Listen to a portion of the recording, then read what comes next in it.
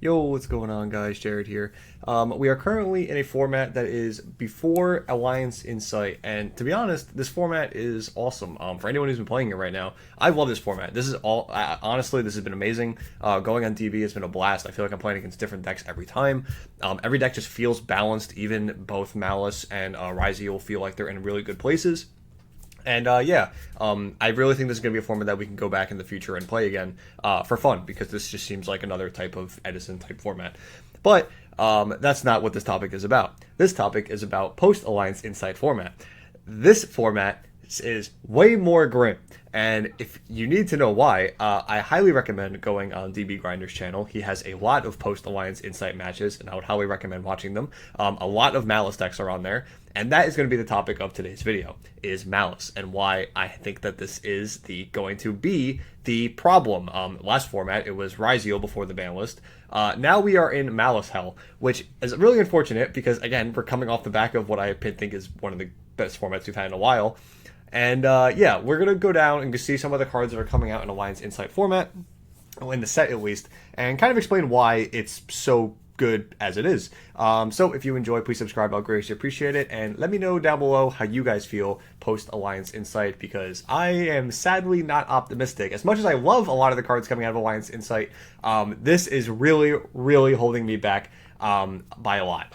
Okay, so this is just a little sample deck list that I made for post-Alliance Insight Malice. I don't think this is, any crazy list. This is just something I threw together very quickly. But I just wanted to kind of go over everything. As you see, we have the Dormouses and the White Rabbit and the Mouse Undergrounds. Or put the two, I should say, on the last Forbidden Limited list, which was great. It's great for the format we're in now. I think it really fits. It really puts the deck's consistency down, which is where it needs to be. The problem is, getting into the next format, we get a new Malice monster, which we have March Hare. This does two things. Mostly is that it is able to special summon itself by banishing a Malice from your hand or graveyard, and then if it is banished, you can target one of your banished Malice monsters and add it back to your hand. So if this is banished, you can just add it back, or you can add back a different one for later in the game. There's a lot of utility with this card. It has the other effect too, like the on-the-field effect, where your opponent can't target Malice-like monsters that it points to with card effects, which is still really strong, but it's definitely not like the main thing. It's just like the third bonus effect. Next up, that I think is, personally to me, I think this card is the problem card, which is Backup Adagnister. This card is so broken and fixes so many problems with this deck. If you control a Cybers monster that was special summoned from the extra deck, you can special summon this card from your hand. Now, that probably doesn't sound that insane, but then when you take in consideration that Cybers has both Lingeribo, excuse me, that Cybers monsters has Lingeribo. If you get into Birud, you have Link Spider, or if you have to normal summon a hand trap, you have Amirage. So essentially everything in the deck is be able to turn into a Link 1 Cybers monster. So this card is going to be live, I would argue, 99% of the time. If this card is normal or special summoned, so just keep in mind, even if you can't special it, you can just normal summon it too, because why not? It can't have a downside. You can add a Dark Cybers monster from your deck to your hand, except Backup Adagnister, and then discard a card. The discard a card is the only negative downside to this card. Everything else about this card is insane. The fact that it's going in a Malice deck that is inherently loses to something like Lancia, it is now getting play lines that do not lose to Lancia, which you can still put up upwards of 4 interruptions under a Lancia. Yeah, that's not fun. Being able to do this, being able to add either March Hare, one of your Malice normal summons as an extender, or the new Wizard Adagnister. If you control a Cybers monster special from the extra deck, aka anything else we're just talking about, you can target one Dark Cybers in your graveyard, special summon it. So summon both this card and from your hand and that monster in defense position and in your locked-in Cybers monsters. You can banish it from the field or grave, target one monster your opponent controls, change battle position. Obviously, the first effect is the only thing that matters. So yeah, you also get just be able to special summon something back from the graveyard. You get a Splash Mage from the hand. What the hell? Why are we doing this? These are really the two problem cards, in my opinion, that sets up so many issues. The fact, I don't like decks that don't have some kind of silver bullet. It's really frustrating because you essentially just feel like you have to get lucky. I hate that so much. And that's kind of how Malice is turning out to be. And these three cards are not even the extent of it. This is just the little main deck, not even little, the main deck boosts that are coming towards it. And even if it was just these, it would probably be still the best deck of the format. But that's not even everything. We're also getting a new Malice spell card. which is pretty much an interruption if you activate it on the field, and if it's banished, you're able to search a Malice from your deck to your hand. Any Malice card, by the way, by banishing the same type from your graveyard. So, like, that's also crazy because you get another choice to banish off Malice and Underground, as well as being able to search for an interruption off Red Ransom. Yeah, really good. And then on top of that, we also get the new Accesscode Talker adding Nister. And for those of you who haven't seen this card, it's a main piece of the M board. When it's Link Summon, I'll just read this to you because this is so absurd. If this card is Link Summon, you can activate this effect. You can special summon other monsters for the rest of this turn. Also, special summon any number of Cybers monsters with 2,300 or more, 2,300 attack from your graveyard as possible to zones this card points to. And if you do, this card gains 500 attack for each. When your opponent activates a card or effect, you contribute one Link monster to this card points to, negate the activation, and if you do, banish that card. You can only use this effect of this card once per turn. What the hell is that? We just got off the back of banning Bahamut Shark to avoid more Omni negates of Toad and things like Baron the Floor and Borreload Savage Dragon.